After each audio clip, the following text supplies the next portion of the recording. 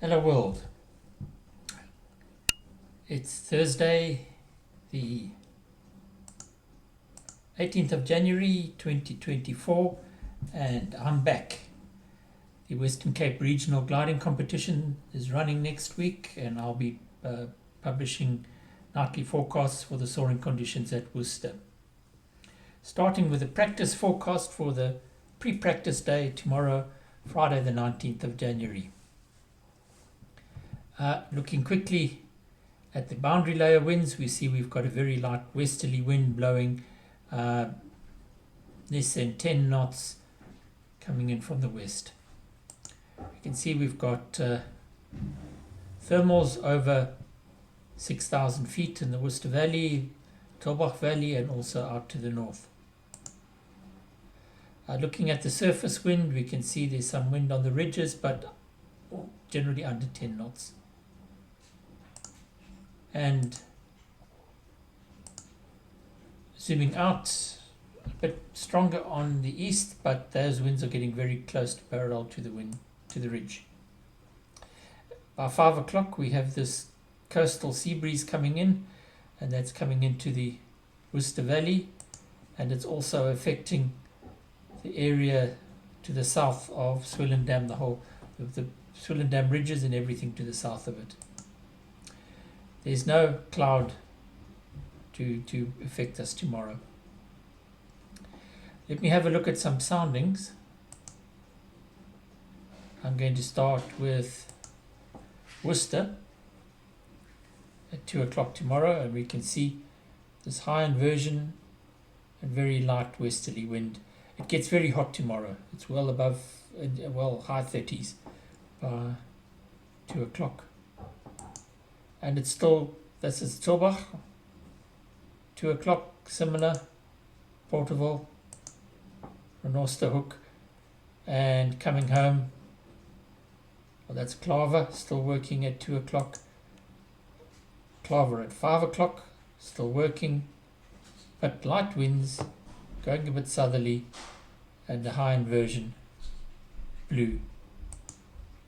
And Clanwilliam, and on the way home, 5 o'clock, Worcester Hook, Porterville, Tulbagh, and finally back to Worcester. So a hot blue day with light winds and relatively high blue thermals. If you want to go to the east, that's also plausible. The wind's a bit erratic. Robertson, Swellendam, and it starts showing this easterly flow and actually coming northeasterly over the top of the ridge. And by 5 o'clock we can see the effects of the coastal air coming in. Robertson.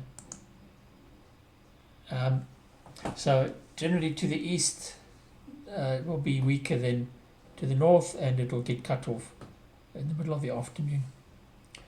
This is 11 o'clock at Worcester, and as you can see 11 o'clock is too early to start launching, so you'll have to wait. If you look at this wind, there'll probably be some gusts and some indications of thermals when the weather finally breaks, and also the temperature has to get up into the high 30s to reach a trigger temperature.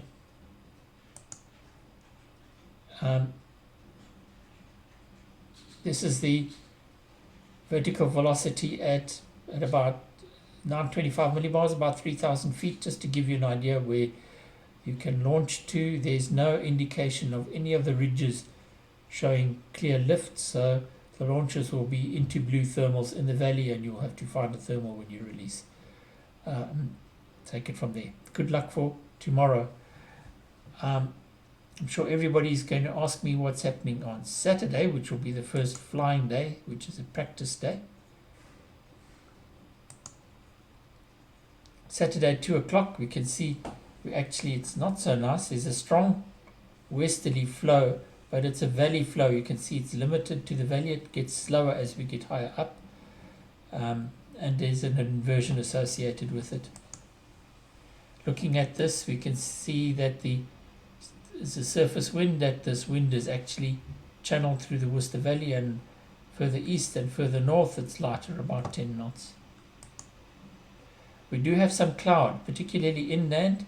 That may be an option for Saturday for an inland task. I'm just looking at cloud, could be over 10,000 feet. That's Tolbach, looking better than Worcester, Porterville, and Renosterhoek. Plausible, but there's a fairly significant inversion at 4,000 feet. To the east is also plausible, Robertson and Swellendam. But that's a bit early. We will see what happens on Saturday. We'll do an updated forecast on that tomorrow night. Have fun and fly safely.